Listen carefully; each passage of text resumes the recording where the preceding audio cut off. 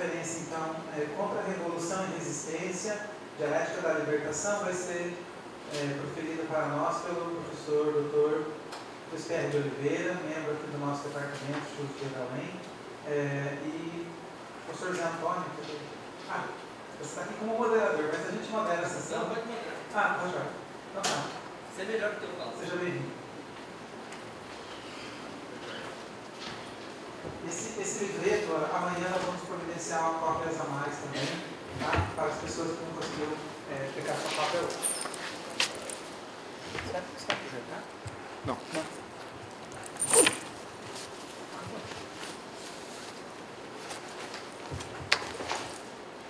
Tá. Eu queria primeiramente agradecer a presença de todos.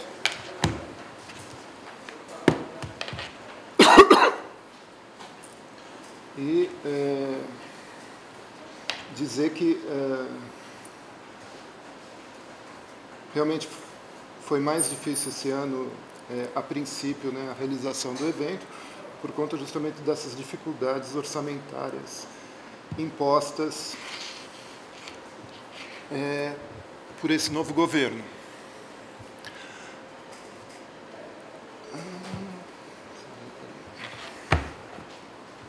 Só um momentinho.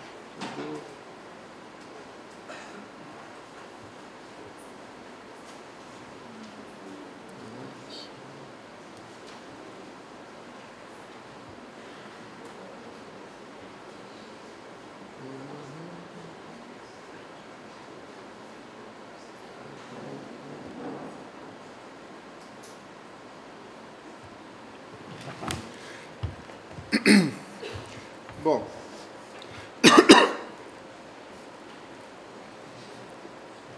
eu queria dizer que, assim, em parte eu apresentei esse texto agora numa conferência Marcuse no Canadá, em Toronto, e eu comecei fazendo principalmente em função de uma notícia que eu fiquei chocado e que foi lembrado naquele evento, né, que foi a morte de uma amiga minha, de 32 anos, num acidente de carro, indo para o aeroporto de Campinas,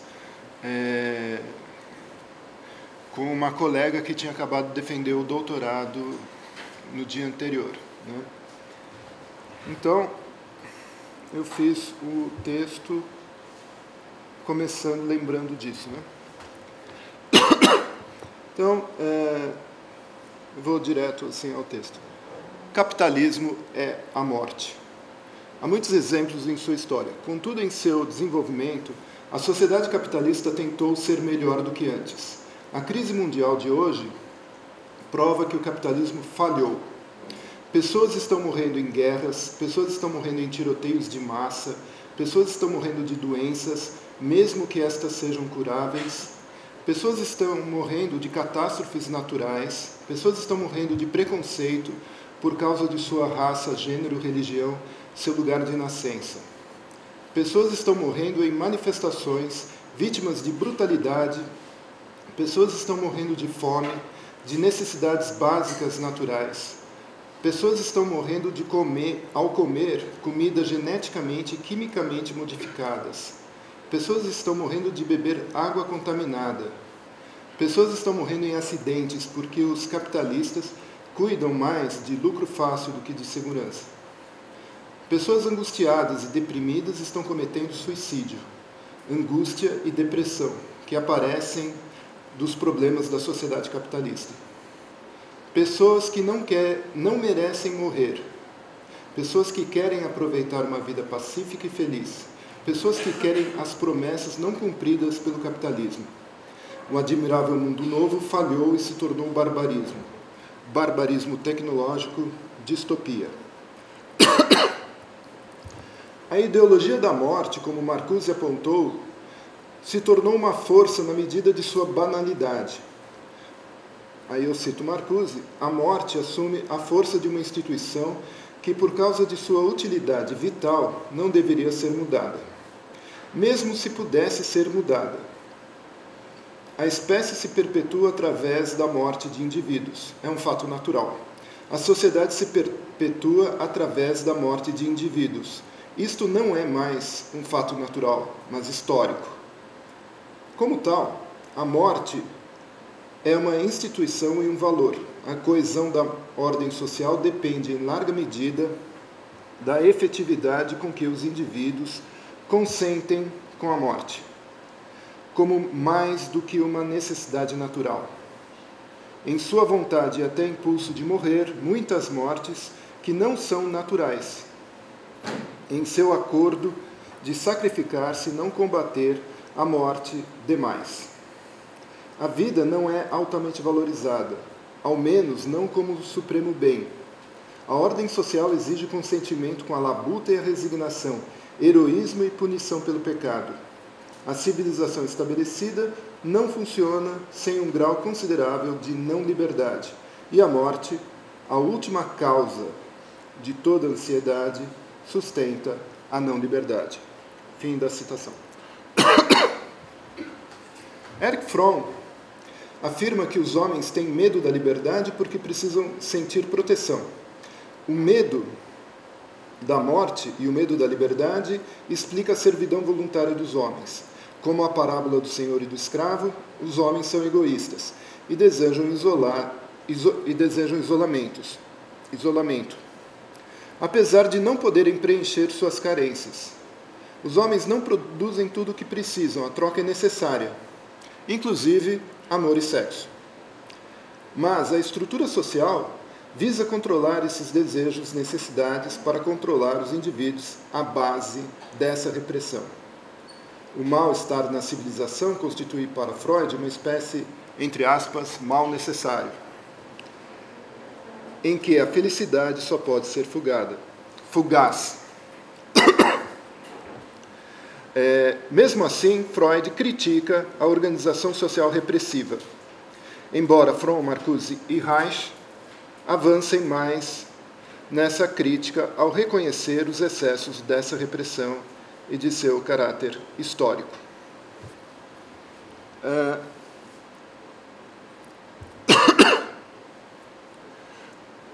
Em parte, tanto o Erich Fromm quanto o Wilhelm Reich vão fazer essa discussão sobre a questão do medo da liberdade e o Reich sobre a questão da política sexual para compreender, né, as origens do nazifascismo, ou seja, porque os indivíduos se submetem voluntariamente a esses regimes totalitários e assumem cada vez mais um aspecto agressivo, principalmente em relação ao outro, para se defender, né? A resposta do Fromm está nessa questão do medo da liberdade e do Reich nessa questão da política sexual. Ainda segundo Freud, a sociedade capitalista ela gerencia agressão e violência, abrevia o atalho para a morte. Desde Hobbes, a insegurança é uma justificativa para uma sociedade autoritária. Contra o perigo da violência, a sociedade autoritária oferece mais violência. Não apenas violência física, mas também violência moral e psicológica. Segundo a psicanálise, a agressividade e violência devem ser geridas na medida em que a contenção dos impulsos e desejos dos indivíduos não realizados, quer dizer, os impulsos e desejos não realizados dos indivíduos poderiam descambar para uma fúria incontrolada. Assim, a sociedade busca controlar a sublimação e manter a contenção dos indivíduos, seja pelo uso da mídia, seja pela violência pura e simples nas ruas e guerras. Ou seja, no caso da mídia, nós temos os filmes de ação e de violência, e no caso das ruas, né, todo esse aparato militar, policial e etc., tudo em nome de uma pretensa segurança, né, que na verdade não necessitaria ser continuado, né? mas faz parte dessa administração, digamos, da violência, porque não há interesse do Estado em acabar com a violência, mas de administrá-la.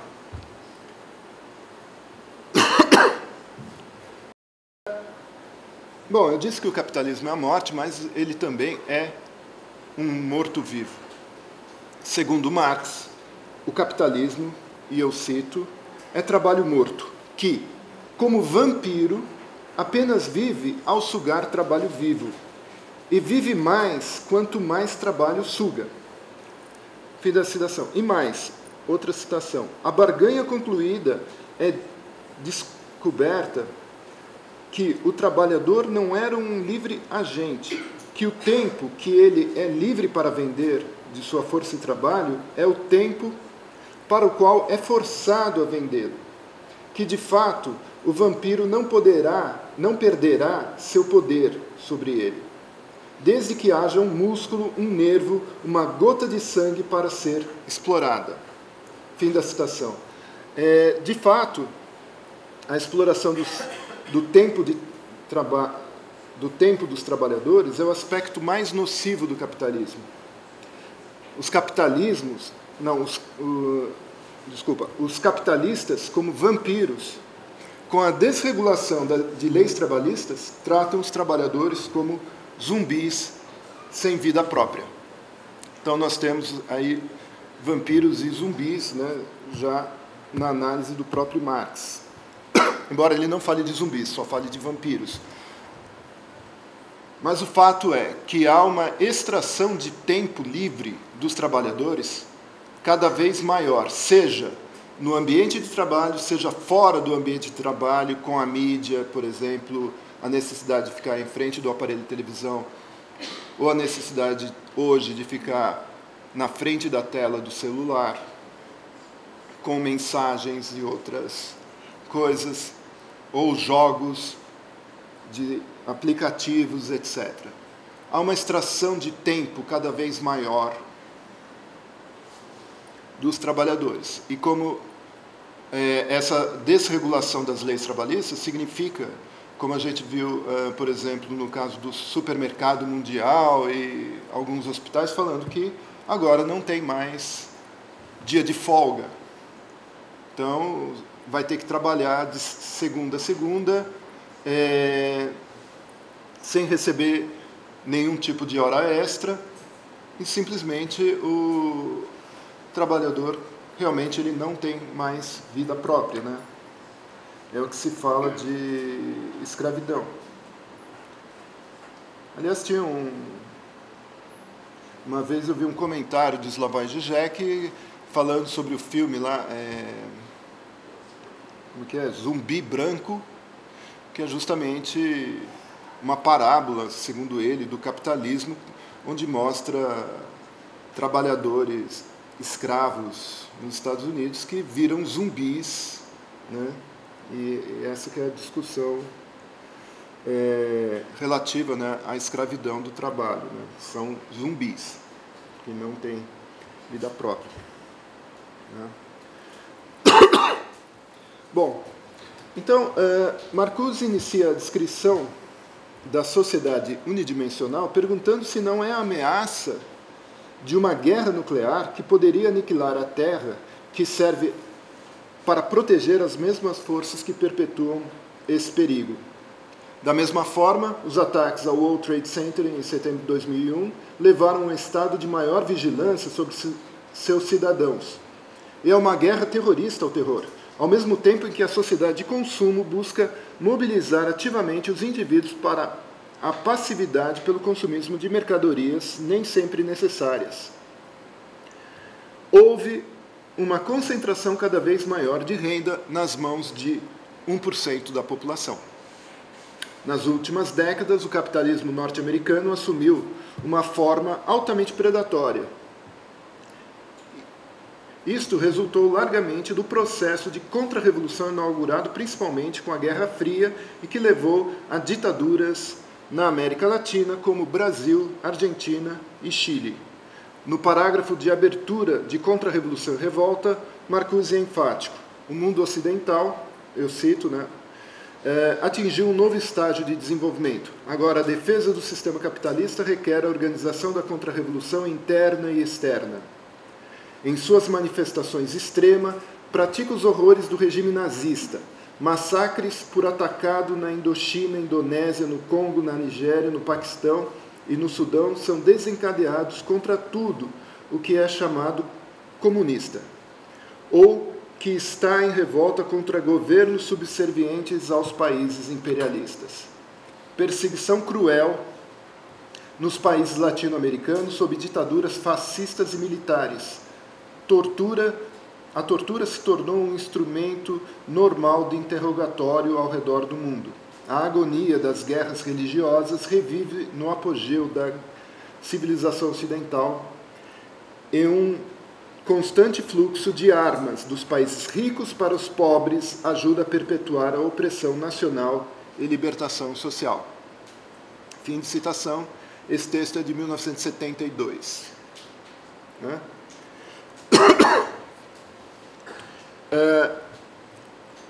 Isso faz parte do processo aberto de contra-revolução orientado pelo estado de guerra, o Warfare State, ou sistema do Pentágono, segundo Chomsky. E Marcuse, em 74, numa palestra em Paris, ele afirmou que o Pentágono nos Estados Unidos de hoje é a maior empresa industrial única. Assim, a contra-revolução permanece uma característica permanente e catastrófica da política dos Estados Unidos, às vezes aberta, outras velada. O que significa isso? Significa que ou ela é ostensiva em termos assim de ações militares, como a utilização de guerras, como ocorre, por exemplo, no Oriente Médio, ou de maneira indireta, como foram com os golpes militares no final dos anos 60 e 70, é a face mais aberta e violenta da contra-revolução. Mas também há o aspecto velado que se faz por meio da mídia, por meio de produtos culturais e por meio de serviços em que aparece esse aspecto mais, digamos assim, ideológico.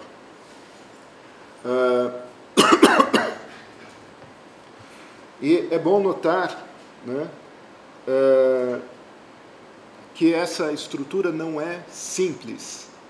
Não dá para dizer, por exemplo, que é necessariamente o governo norte-americano o presidente que está à frente que faz isso. Eu estava conversando com norte-americanos e realmente existe essa questão que eles chamam de deep state.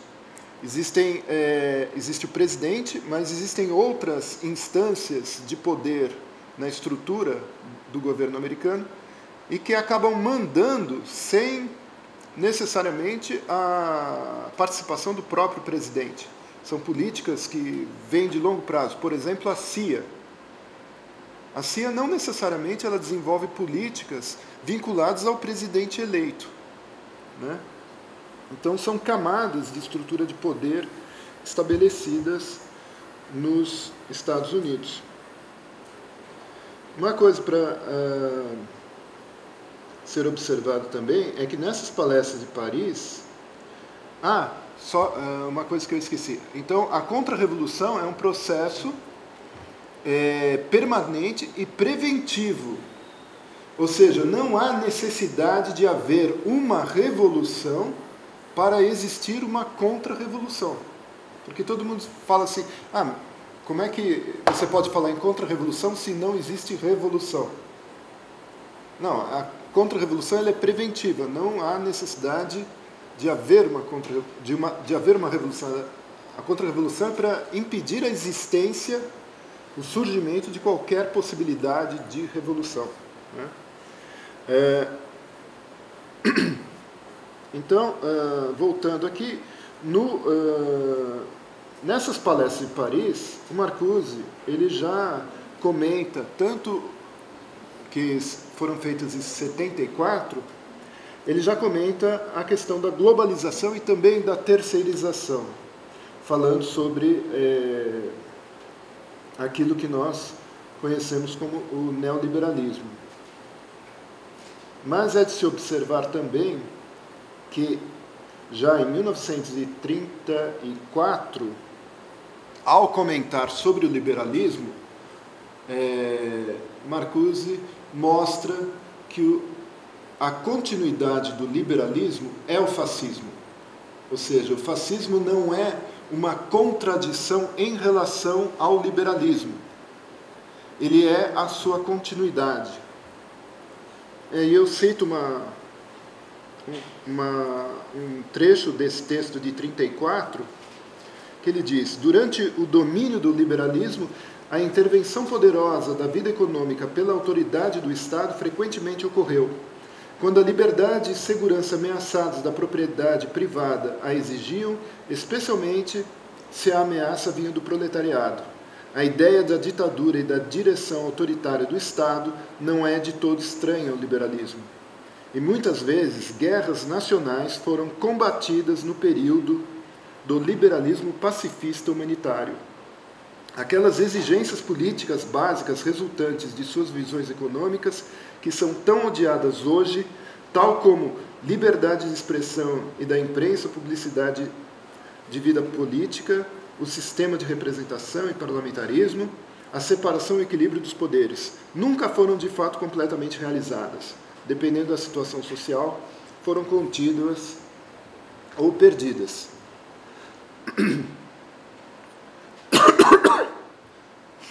Porque o que nós observamos, quer dizer, o que eu observo, é que justamente essa relação de continuidade demonstra efetivamente essa ideia de concentração de poder na mão de alguns grupos, e como no caso do surgimento do nazifascismo na década de 30, né, se colocaram em relação de oposição a grupos, né, que exigiam o quê? Reconhecimento e que exigiam direitos.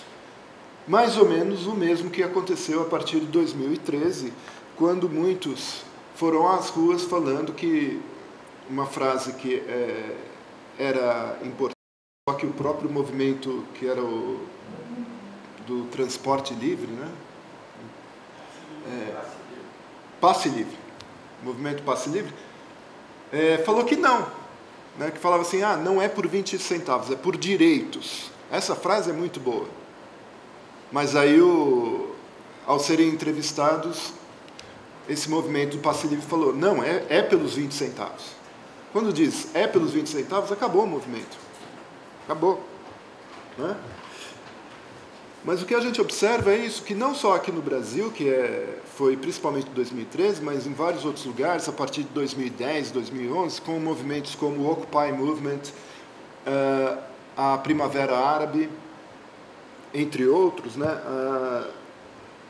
que era pelo reconhecimento desses grupos que são marginalizados dentro da sociedade, apesar de não serem numericamente minoritários. Eles são minoritários em termos de poder, mas não em termos de quantidade, como a questão dos negros, das mulheres, dos LGBT,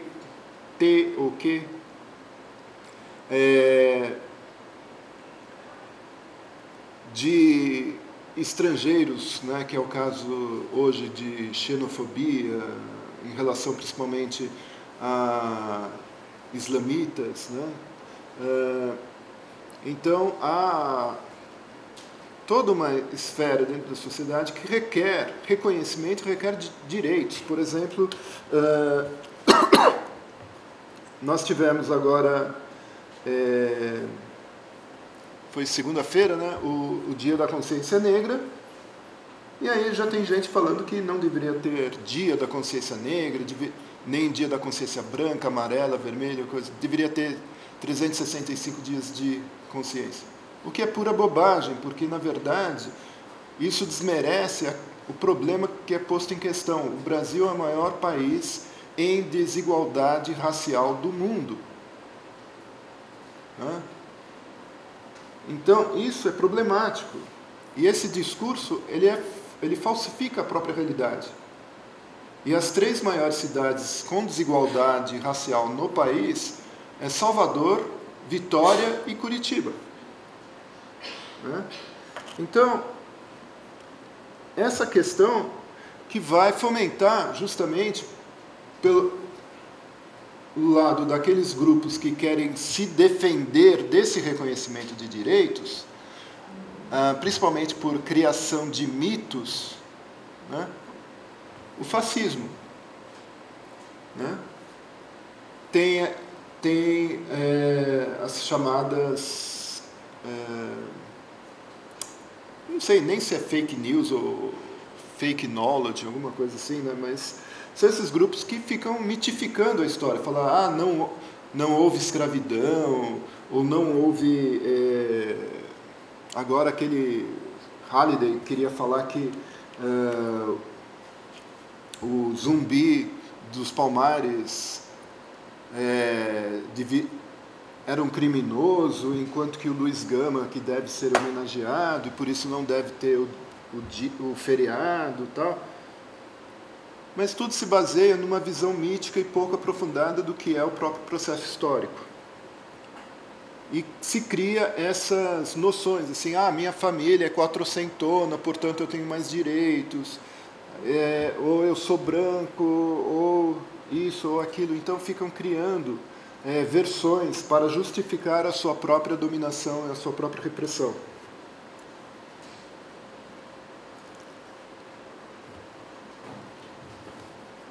Eu estava em Toronto e assisti uma peça de teatro que falava sobre 3 grandes mestres da propaganda política. Um deles, o que criou a guerra ao terror do George W. Bush, que recebe, num jantar, Edward Bernays e Joseph Goebbels. E aí, depois da discussão, qual dos 3 era o pior? E, com certeza, é o Edward Bernays. Edward Bernays, sobrinho de Sigmund Freud, foi quem inventou a publicidade e, em 1928, publicou um livro chamado Propaganda, em que o Joseph Goebbels vai se basear para desenvolver a sua política de propaganda nazista.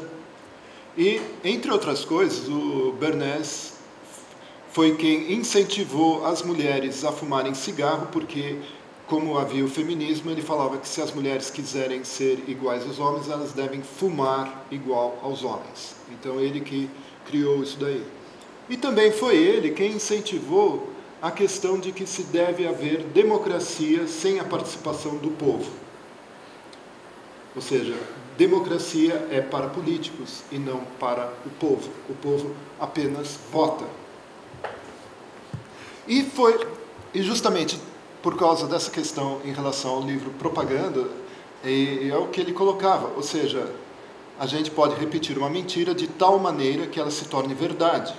Ou seja, não foi Goebbels quem inventou isso, foi Bernays.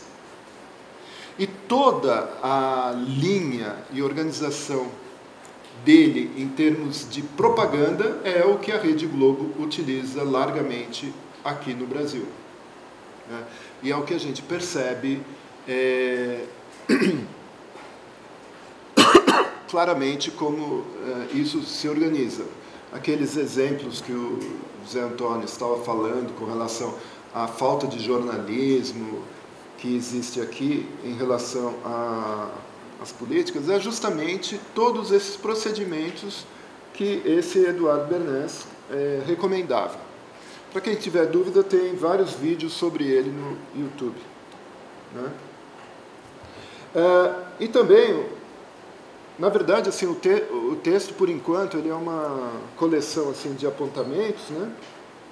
Não tem ainda uma estrutura colocada, mas eu queria apontar também a questão da mídia, também sob o viés de Guy Debord, a sociedade do espetáculo.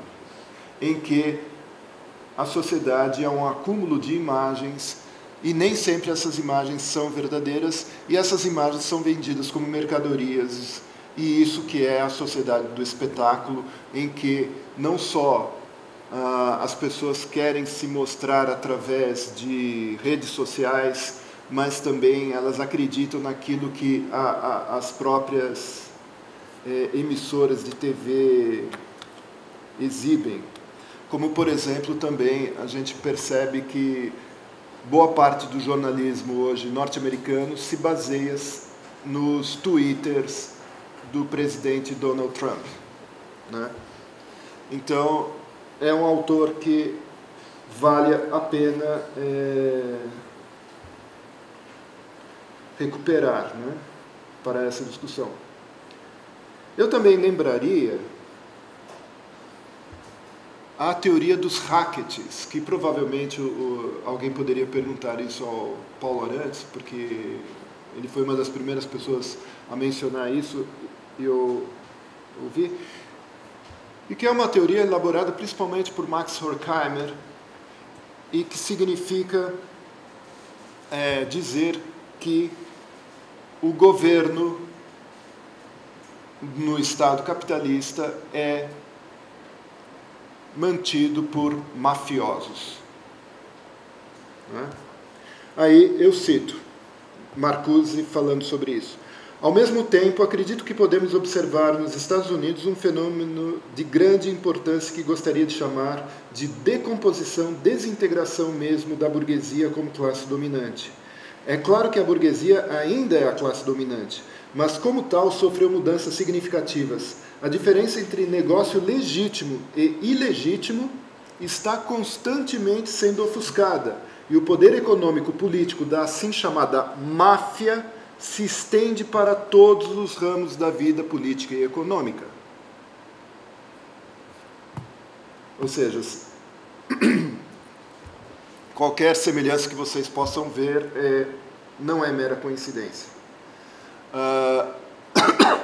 Essa teoria foi bastante desenvolvida pelos frankfurtianos em termos assim de mostrar efetivamente que esse problema, por exemplo, da corrupção não é um problema desse ou daquele indivíduo, é um problema estrutural e não é da sociedade A ou da sociedade B. Falar, isso daí é problema do Brasil. Não, isso é um problema da estrutura social capitalista. Tanto assim que um outro autor que eu recorro é o Sheldon Wolin, que escreveu em 1960 um livro chamado Politics and Visions, e que ele vai argumentar o seguinte: chega um determinado momento em que a democracia ela se torna uma democracia de corporações, aquilo que ele chama de Democracy Incorporated, ou seja, em que as corporações acabam dominando a estrutura de poder. Só que, por enquanto, o que o Sheldon Wolin, em 1960, está pensando é que essas corporações, elas precisam, para negociar com o poder, ela precisa de lobistas que atendam aos representantes eleitos pelo povo, ou seja, os deputados e senadores, para poderem garantir os seus negócios funcionando. Então, essa estrutura vai colocar justamente a questão da democracia mais voltada para a administração e não para os interesses públicos, que era aquilo que estava sendo comentado agora sobre as políticas públicas. Ou seja, houve uma época em que a burguesia ainda tinha uma preocupação com o chamado bem comum. Vamos criar praças para as pessoas, vamos criar hospitais, escolas, saúde para o povo. A partir de um determinado momento, isso se voltou para um mero aspecto administrativo. Nós temos que pensar a saúde não em termos de salvar vidas, mas em termos de rendimento, lucro. É isso que é colocado por essas corporações. E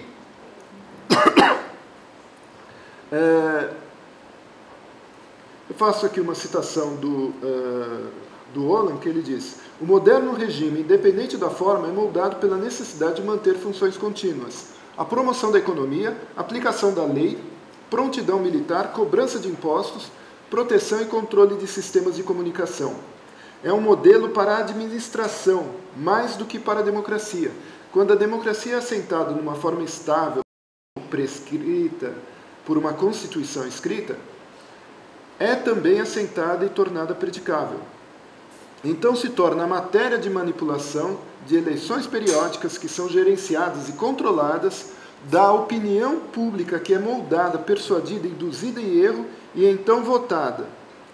É de um sistema legal que dita quanto de democracia deve ser permitida. É interessante observar que o texto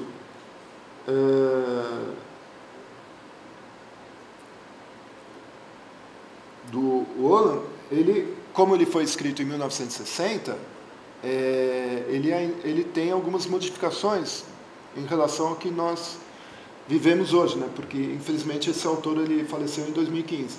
Mas a questão principal é que eu, conversando com alguns professores norte-americanos, é dizer que nos Estados Unidos já não há mais nem a necessidade desse representante eleito pelo povo para fazer a intermediação entre as corporações e o governo. Porque as próprias corporações estão elegendo seus representantes diretamente para o governo.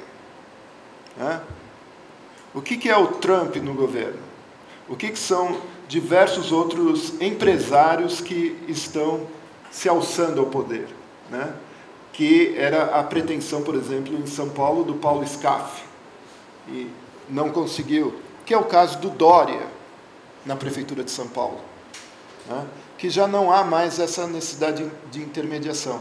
O grande problema aqui no Brasil é que a gente ainda continua tendo dinastias de representantes, de deputados, senadores, e mais terrivelmente de juízes e membros do judiciário, que são dinastias constituídas, que formam verdadeiras elites que não podem ser alteradas. Quando se fala assim de reforma, a gente tem que fazer uma reforma completamente estrutural, porque senão continua tudo nas mãos desses grupos.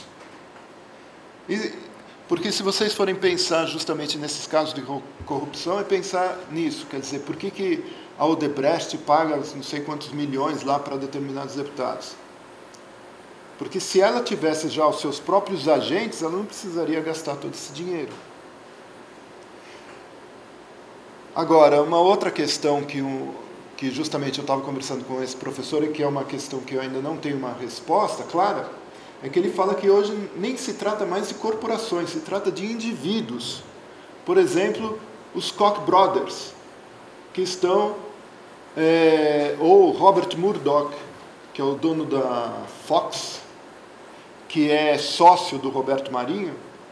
Então, esses daí, que estão interessados, e esse Koch brothers é o que alimenta o MBL, diversos grupos libertários aqui no Brasil e determinadas fundações educacionais, etc. Eles querem impor a sua visão de sociedade. Segundo a interpretação desse professor, não se trata mais de corporações, mas desses indivíduos particulares que querem impor o seu perfil. Eu ainda não tenho uma resposta se são indivíduos ou corporações, mas eu coloco isso para vocês. Enfim, para concluir, falta quanto? 10 minutos, tá. Então, bom, eu gostaria de dizer que nesse quadro nem tudo é pessimismo. O que nós observamos é aquilo que eu falei: existem grupos que exigem reconhecimento e existe algumas pesquisas que mostram, inclusive, que a maioria do povo brasileiro não aceita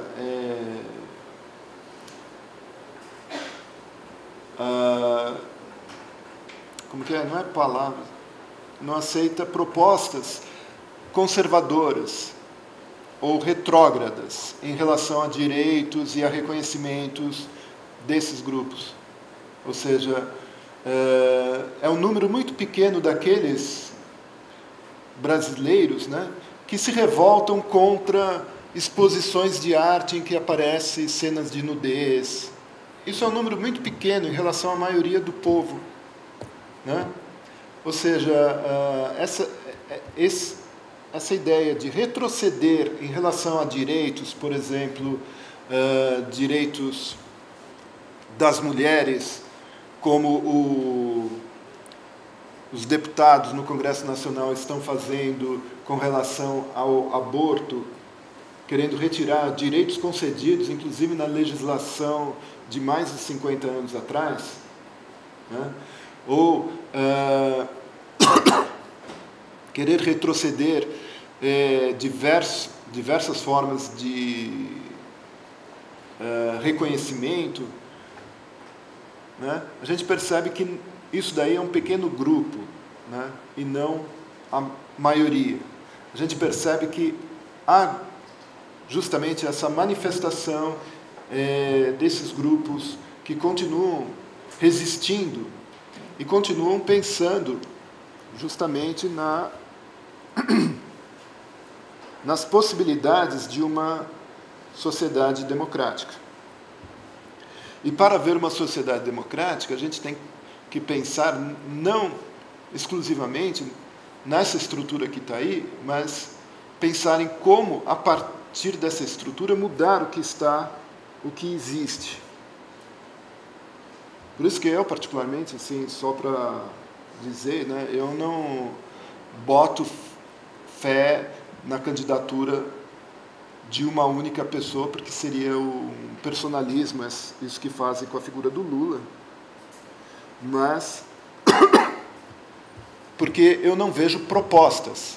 Eu quero ver propostas, programa político.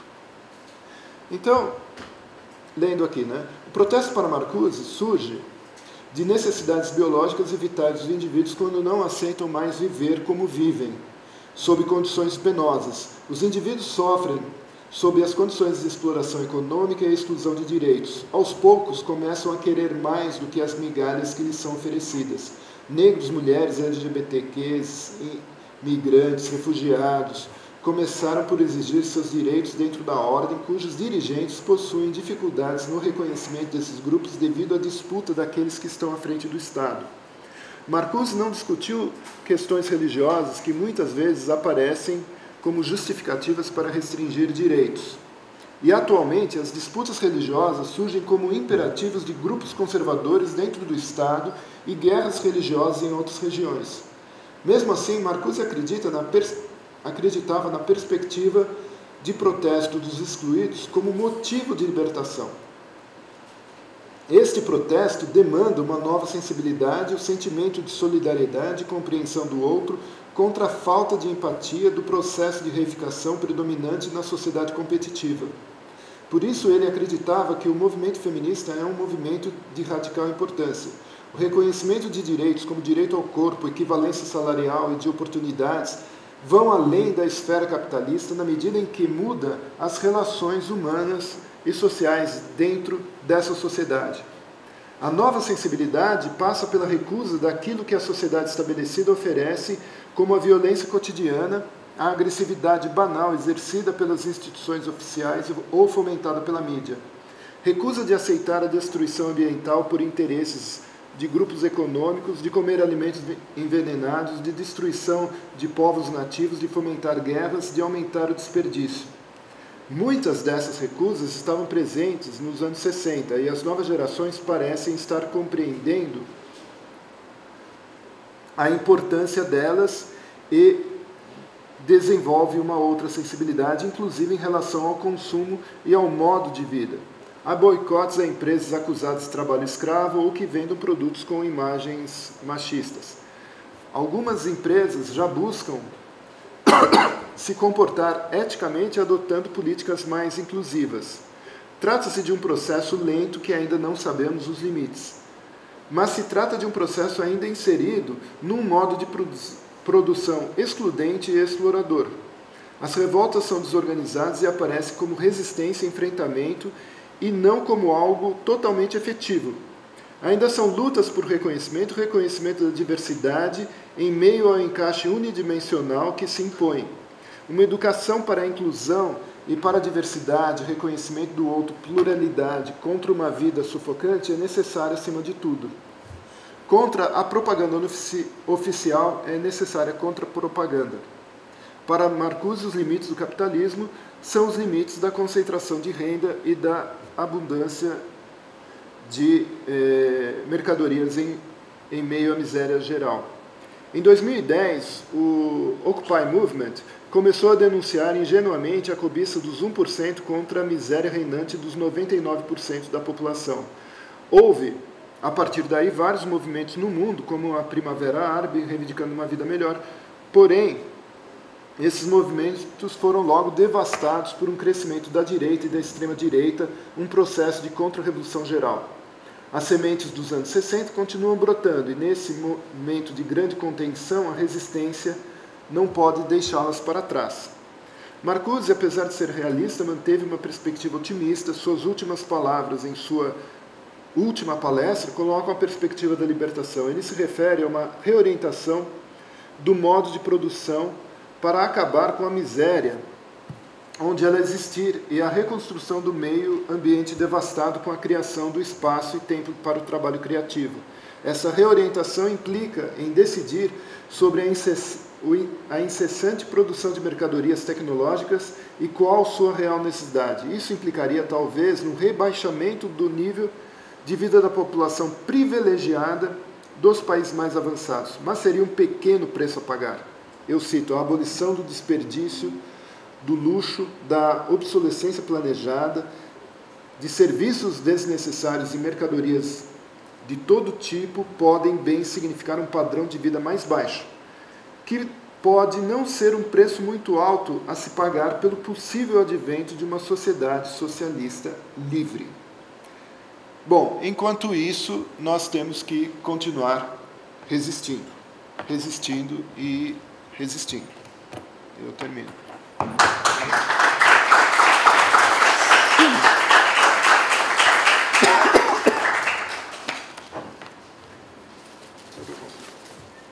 Nós temos agora espaço, né, para perguntas.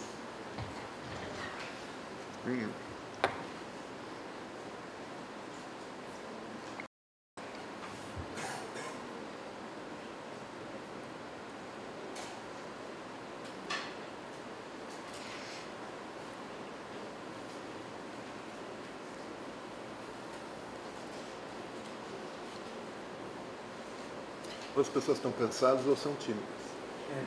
Ou estão cansadas ou são tímidas.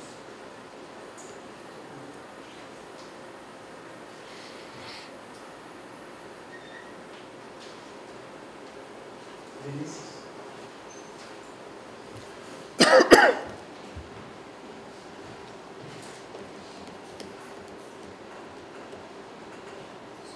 Boa noite, professor. Boa noite. Eu gostaria de, primeiro, ir até um pedaço da sua fala para poder formular melhor a minha pergunta. Você disse que esses movimentos atualmente de resistência, o que eles no máximo podem fazer é justamente resistir sem uma grande estratégia. Tentar lutar por um processo de reconhecimento, mas que é um reconhecimento na inserção dessa sociedade unidimensional. Isso não consegue avançar muito porque não se propõe a atacar na base, o âmago, o fundamento, os princípios que causam essa sociedade unidimensional e que, portanto, impossibilitam que a luta avance. Eu queria saber se você acha que existe alguma possibilidade desses movimentos se organizarem de forma mais concisa, com críticas mais bem estruturadas que possibilitem a transformação da sociedade unidimensional e não apenas a inserção desses grupos no reconhecimento nessa sociedade já estabelecida.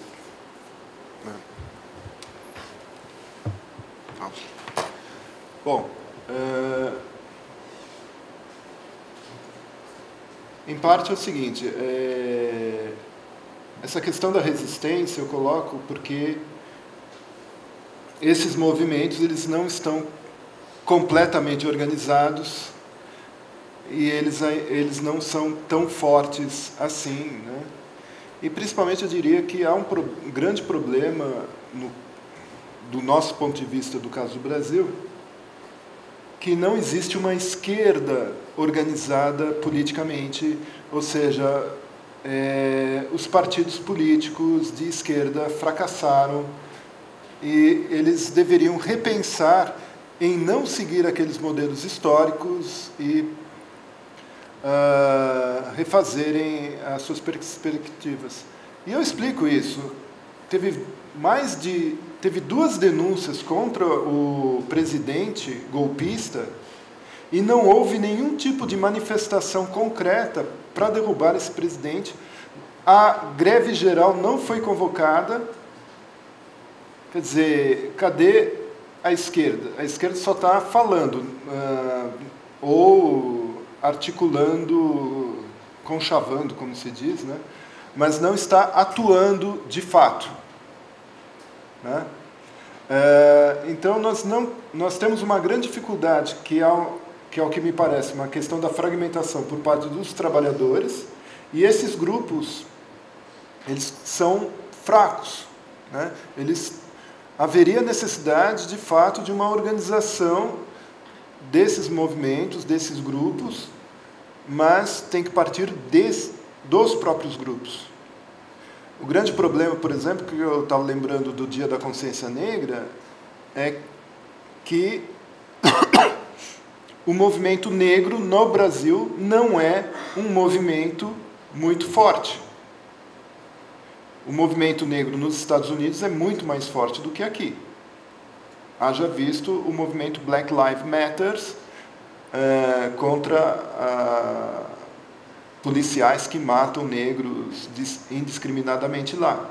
E a diferença é que lá 12% da população é negra, aqui mais de 50% é negro. Teve o caso, por exemplo, lá do William Wack, aí falando lá, sendo racista, né?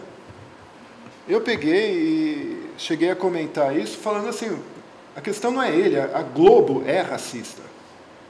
A Globo, ela pegou, era o Lázaro Ramos e a Thaís Araújo que iam apresentar o sorteio da Copa, a Globo tirou os dois para colocar a Fernanda Lima e o Rodrigo Hilbert para mostrar para o mundo que o Brasil é loiro de olhos azuis. As novelas da Globo, os atores negros sempre aparecem em papéis secundários, porque, inclusive, a Globo foi contra o estabelecimento de cotas para negros nas novelas, para evitar a liberdade criativa dos autores. A quantidade, por exemplo, de negros que aparecem em comerciais é muito pequena aqui no Brasil, né? Então, a Globo é racista, né? Então, no fundo, é o seguinte, há uma grande dificuldade de articulação desses movimentos, sejam, por exemplo, das mulheres, que deveriam se organizar firmemente contra o que os deputados estão fazendo com relação a essa questão do aborto e outras questões. Daqui a pouco vão falar assim, não, o lugar de mulher, de fato, é na cozinha. Eu já fiquei impressionado que uma pesquisa na Europa diz que 70% dos europeus acham que a mulher tem que ficar na cozinha, que é o lugar natural. Então, ou seja, se não houver, de fato, uma resistência real e um avanço disso, desses grupos, e nessa luta por reconhecimento, o que nós estamos vendo é o esmagamento, uma espécie de rolo compressor por parte desse governo golpista e de outros que vão acabar com esses direitos.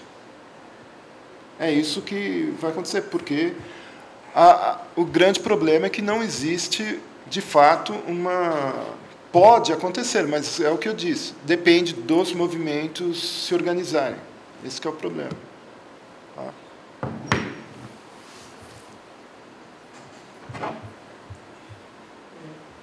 Eu queria fazer um comentário. Eu e o Fabiano, a gente colega Franco Suíço, que é professor da Federal do Rio de Janeiro, e ele comenta que, como ele tem esse olhar de estrangeiro, ele comenta um dia um negócio interessante. Ao contrário da Suíça, na Suíça ele diz que se vota quase todo mês. Chega pelo correio. O projeto de lei, uma proposta a favor, uma proposta contra e a cédula de votação. O cidadão vota, põe no correio e esse voto é computado. Né? Em Genebra, né? A terra do Rousseau. Mas só para a gente ter uma dimensão do quanto a gente não participa, do quanto a gente não é consultado. Sem falar de coisas mais absurdas, né? Recentemente, não sei se os mais jovens têm essa memória, eu não votei porque eu tinha 15 anos na época, eu acho. Em 93, o Brasil, o povo brasileiro, pela segunda vez, não quis saber de parlamentarismo. De repente, agora fica esse tititi de mudar o sistema de governo, que é algo muito estrutural, né? Sem consultar a população. Então eu queria retomar aquela tua primeira fala do Bernays, de que democracia boa é democracia sem povo, né? Tá. E quando a gente vê o teatro que está acontecendo em Brasília, eu fico preocupado, claro, né? Com as contradições que a gente está enxergando. Mas eu fico mais preocupado com a sociedade que nós temos, que de alguma maneira reflete o espetáculo que nós temos lá. Então, por exemplo, se a bancada evangélica está super representada e está impondo, eles são um percentual da população. Eles não têm o direito de impor para a maioria nada. Tá certo? Só dentro do âmbito da moral religiosa, a pessoa pode se submeter ao sistema moral que quiser. Agora, impor esse sistema moral para a coletividade é outra história. Mas eu queria chamar a atenção desse aspecto da democracia sem povo, esse contraste com o caso suíço. Eles votam muito. Ele disse que com frequência eles votavam, não votava só para presidente, né? Então a nossa democracia está para lá de formal. Então, quando a gente começa a olhar essas experiências mundo afora, a gente vê que o nosso sistema é um sistema muito autoritário. E eu queria chamar a atenção, estou me alongando muito, vocês sabem, quase todo mundo sabe, que aquela frase que está na nossa bandeira, que eu acho uma frase de muito mau gosto, ordem e progresso, acho que tem frases muito mais bonitas que poderiam estar na nossa bandeira, ela é o slogan da política positiva do Augusto Conte. Já deve ter ouvido falar essa história. Eu pergunto para vocês, quantos positivistas atuantes havia no Rio de Janeiro em 15 de novembro de 1889? Quem foi meu aluno sabe. Quantos? Do jeito que a gente vê nos livros de história, parece que era uma multidão, né? Mesmo aquele 2 milhões de eleitores que foram pedir a derrubada do governo em 2015, 2016, na Paulista, coitados, eles são míseros 1% da população. Só isso. 1%. Pensem matematicamente. Por isso que é bom as pessoas não saberem matemática, as pessoas não saberem geografia, as pessoas não saberem um monte de coisa. E o Paulo Freire, vocês podem procurar na obra dele, o Paulo Freire tem uma noção muito ampla de analfabetismo. A gente pensa o analfabetismo do ponto de vista do letramento, mas existe o analfabetismo histórico, geográfico, filosófico, sociológico, político, todas as formas. Eram só 19 positivistas, mas eles eram tão intransigentes, eles eram tão chatos, insistentes, compactos, atuantes. Eles usavam a imprensa da época de uma maneira, os folhetins que eles publicavam, que eles se fizeram impor. E a nossa bandeira tem aquela frase escrota. Desculpa falar assim. Eu acho uma frase muito escrota. A bandeira de Minas Gerais, por exemplo, tem frase mais bonita. Nós temos nos nossos estados da Federação, da União, nós temos bandeiras mais bonitas e mais inspiradoras.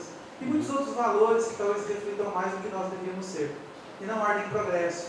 Acho extremamente conservadora. Agora, só para terminar, acho que falei demais, eu fiz pergunta. A ideia de que o que me assusta é a mentalidade das pessoas. Ultimamente eu tenho ficado muito assustado com isso. O quanto que as pessoas são racistas e acham isso normal, o quanto que elas são classistas e acham isso normal, o quanto que elas estão naturalizadas com a desigualdade. As pessoas falam que o Brasil está melhorando. Eu moro em Maringá há um tempinho já. A primeira vez que eu vi uma pessoa desesperada, eu dei todo o dinheiro que eu tinha no carro, foi semana passada aqui no semáforo, chegando na Way, e eu nunca tinha visto uma cena da... O cara estava tentando vender um equipamento lá para pôr no carro, um quebra-sol, e eu vi que a turma não estava comprando, eu também não queria comprar. Ele chegou em mim assim e falou, me dá meu almoço, me ajuda a pagar meu almoço. Eu peguei todos os maridos no carro, cara, deu para pagar metade do almoço dele, pelo menos. Mas assim, tem um vídeo que eu vi essa semana, de um canal aí do YouTube, depois a gente pode compartilhar o que é, e a pessoa falava assim, olha como o socialismo faliu. E aí, você já viu esse vídeo? É muito legal, é do Siqueira, ele é um humorista, ele foi acho que da Globo, muito tempo, um cara muito divertido, muito inteligente. Ele começou a mostrar onde o capitalismo faliu, onde o socialismo faliu.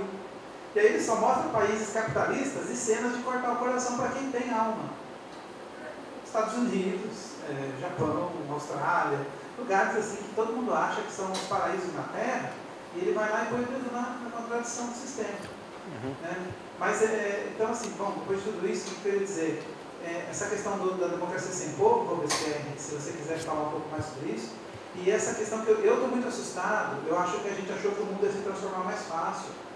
O mundo se transforma muito lentamente, com muita dificuldade. Eu estou muito assustado com a intransigência das pessoas, como elas estão muito... Nossa, as pessoas estão com raiva, elas estão com ódio. Eu me lembro, antes do dia 15 de março de 2015, vocês vão se lembrar, que foi logo depois da eleição, e foi o primeiro protesto do MBL, se eu não me engano. O primeiro grande protesto foi dia 15 de março de 2015. Na padaria da minha casa, eu fui comprar pão no domingo, e aí tinha um cara, desse tamanho, furioso. Agora não acho um desgraçado que votou na Dilma. Ele era capaz de bater em alguém por causa disso. Então, pessoal, se a gente quer ter um país que seja um país realmente, um país decente, um país para frente, um país que evoluiu, a gente tem que fazer uma lição de casa que passa pela educação, não tem outro jeito. Mas não sei se a nossa educação dá conta de moldar a cidadania do jeito que a gente precisa. Porque a educação pública tem suas precariedades, a particular também. E nós vivemos um regime de apartheid social muito sério. Né? Então, como pensar temas da política com a fragmentação desse nível? Né? Bom, não sei. Comente o que você achar que vale a pena. Tá. Bom, tem várias questões aí, né? Podia começar dizendo assim que na história do Brasil, na República, nós só tivemos 11 presidentes que terminaram o mandato.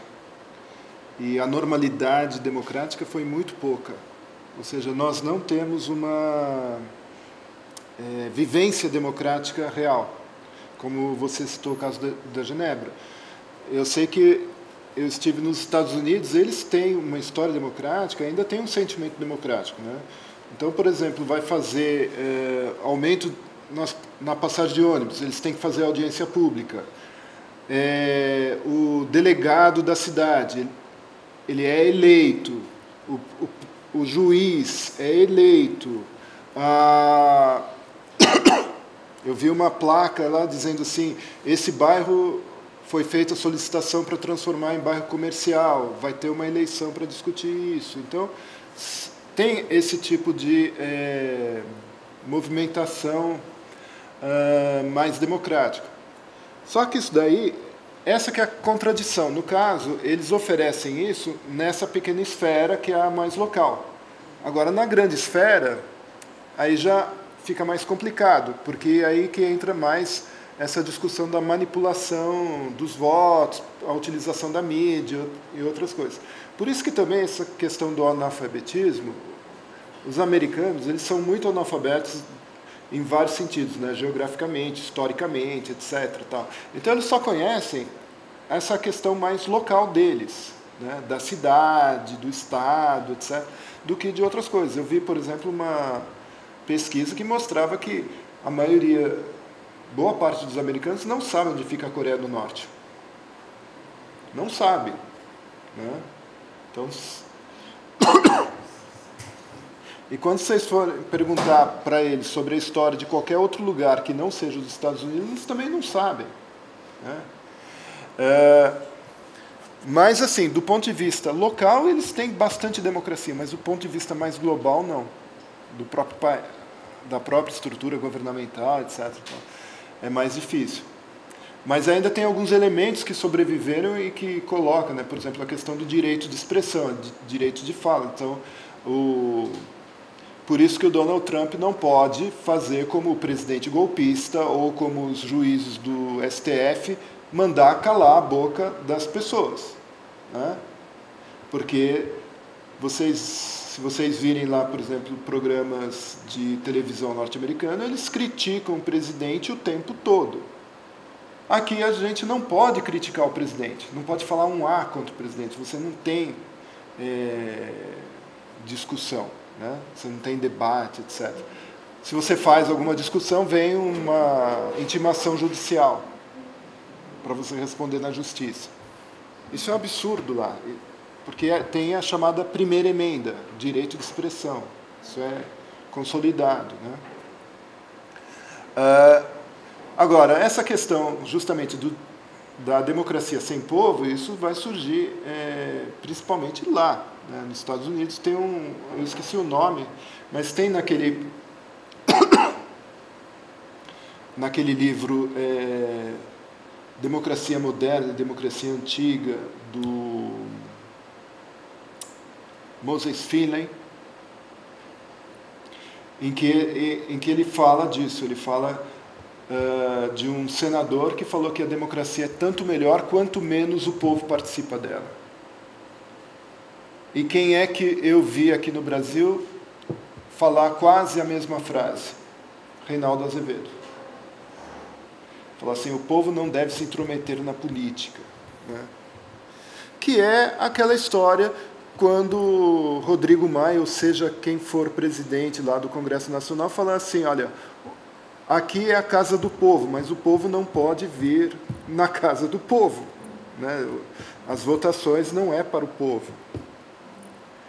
Porque eles falam assim, não, essas pessoas que estão aqui não é o povo, né? Então, quem que é o povo? Né? Porque se vocês forem pensar nessa questão da representação, no caso do Congresso Nacional, é uma representação falsa da realidade brasileira. Qual é a porcentagem de negros no Brasil e qual a porcentagem de negros que tem no Congresso Nacional? Qual é a porcentagem de mulheres que tem na sociedade brasileira? Qual é a porcentagem que tem no Congresso Nacional? Né?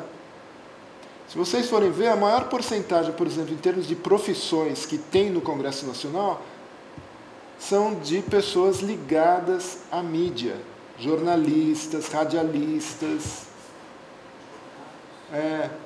advogados, né? Mas em relação à mídia tem muitos.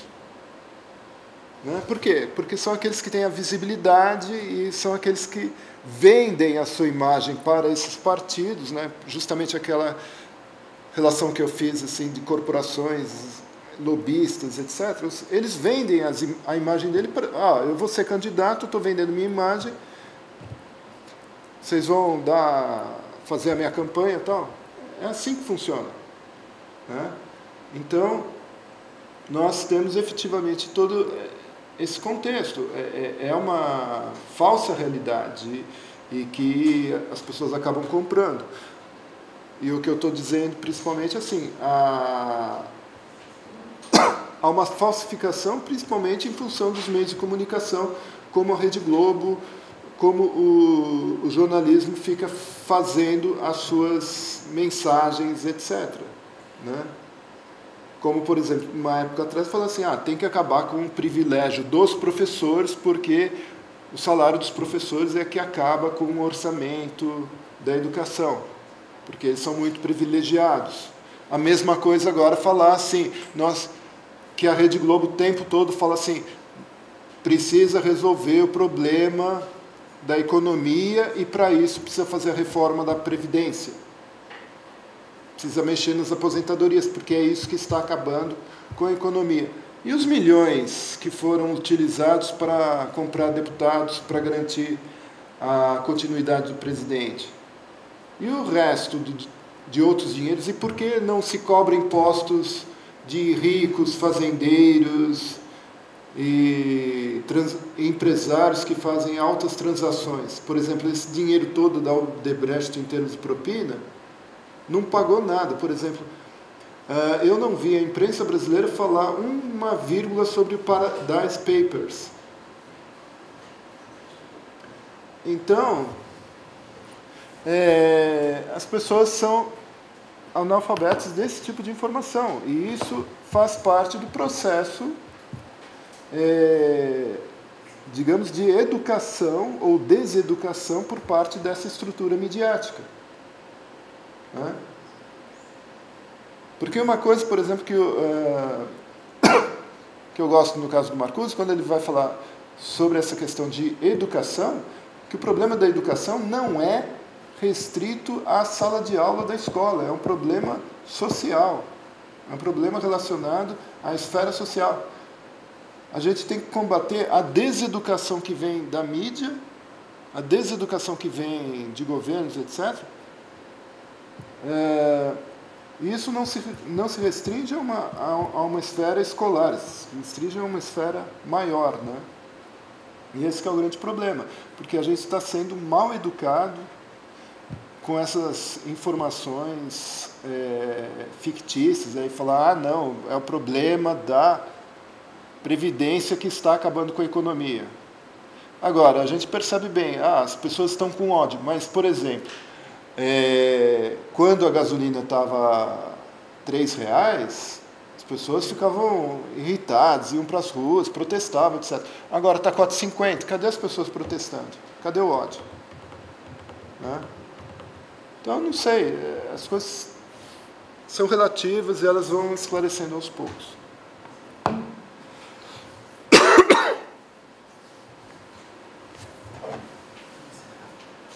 Se não tiver mais perguntas, sabe. Mais alguma pergunta, pessoal? Eu só queria falar uma coisinha comentando o que você disse. Eu fico bobo de ver o quanto as pessoas não conseguem ser minimamente coerentes. O brasileiro é muito cara de pau. Porque se o problema todo era pedalada, era um problema ético, problema de valores, o brasileiro parecia ser o sujeito correto do cosmos, né? Porque se irritou com coisas não tão pequenas, mas não suporta conviver com a corrupção, e agora convive com esse grau de corrupção que nós estamos vendo. Só que o problema é que vai gerando uma espécie de falsificação do sistema, né? E as pessoas, isso produz um niilismo, um sentimento de desreferenciação absoluta, né? Como se o bem e o mal se confundissem, o certo e o errado se confundissem. E isso tem um poder de mobilização muito grande. Agora, o que eu acho mais, uma coisa que também me chama muita atenção, é o quanto que certas pessoas têm direito a ter opinião nesse país e outras não têm. Nós somos intelectuais, nós não temos direito a ter opinião. O intelectual não tem direito a ter opinião no Brasil, porque a gente não é rico. Quem é da plutocracia tem direito a ter opinião. O Azevedo, pessoas assim, uma formação boa, às vezes com ideias interessantes, ou estão na plutocracia, ou são da plutocracia, ou falam por ela. Esses podem ter opinião. Os intelectuais de verdade não podem ter opinião. As pessoas que estudam o orçamento da União não podem ter opinião. As pessoas que estudam direito, as pessoas que estudam a sociedade, antropologia, sociologia, filosofia, nós não temos nada para dizer. Eu fico besta com isso. assim, é um desabafo, assim, mas eu fico vendo, assim, quanto que, no fim das contas, por um tempo eu achei que o Marx estava errado, né? Não tem jeito. Existe, eu achava, até uns tempos atrás, eu passei por um tempo de sono burguês, achando que esse negócio de luta de classe não era bem assim. Mas o pior é que, infelizmente, é. Não é a única coisa. Não é a única coisa que explica a sociedade. Eu acho que o problema do sociólogo que só vê a coisa por Marx acho complicado. Não explica tudo, mas explica muita coisa. E reparem o direito à palavra que se dá para quem fala ou está em posição social muito de evidência, de riqueza, claro, né? Ou fala por eles e quem não fala por eles. Né? Eu pensei nisso, né? Acho que é uma outra reflexão que eu deixo aqui. Mas acho que a hora está avançada, né? Ó, pessoal, alguns pequenos avisos. É só responder isso que você está falando. Ah, sim. O Robespierre vai dar uma réplica aqui e depois eu vou dar dois avisozinhos rápidos para amanhã. É rápido. Primeiro, assim, para mim, o fascismo se alimenta da ignorância. Né? Então, isso é um ponto pacífico. Quanto mais ignorante a pessoa que não tem qualquer tipo de reflexão, porque inclusive eu vi comentários do Renato Giannini falando assim, não, existem pessoas de direita que são, digamos, a palavra dele, honestas, assim, que são aquelas que conversam, aceitam, etc. E tem aquelas outras que não são, que são aquelas intransigentes, etc. Por exemplo, você está falando essa questão dos intelectuais, lembrei o seguinte, aquela jornalista Eliane Cantanhede está querendo transformar Luciano Huck no intelectual porque ele fez USP. Essa foi encerrada à noite. Então, para você ver o nível das discussões, né? Então, a mesma coisa com relação àquela Janaína Pascoal, também fez USP. Ela foi reprovada no concurso lá e falou, não, isso foi perseguição política, tal, coisa assim. Mas a questão é que a gente tem que perceber qual é o nível de atuação que a gente pode fazer e para evitar que as coisas se fechem, né? Que é justamente o problema do Marcuse, quando ele escreve lá O Homem Unidimensional, ele fala do fechamento do universo político, fala do problema do uso da linguagem, a questão da linguagem que se torna uma linguagem orwelliana, como ele fala, assim, quando eu digo guerra é paz, liberdade é escravidão, ignorância é força, né? Então, muitos políticos falam o tempo todo, porque eu defendo a democracia. Quando não defendem, eles defendem o oposto. Então, o discurso tem uma aparência, mas a realidade do discurso é outra, é o oposto daquilo que eles estão falando. Então, tem essa dificuldade. E aí eu recomendo, assim, justamente aos professores de filosofia, aos professores em geral, etc., e a todos que tentem desmistificar justamente isso que está acontecendo, porque essa que é a grande dificuldade, né?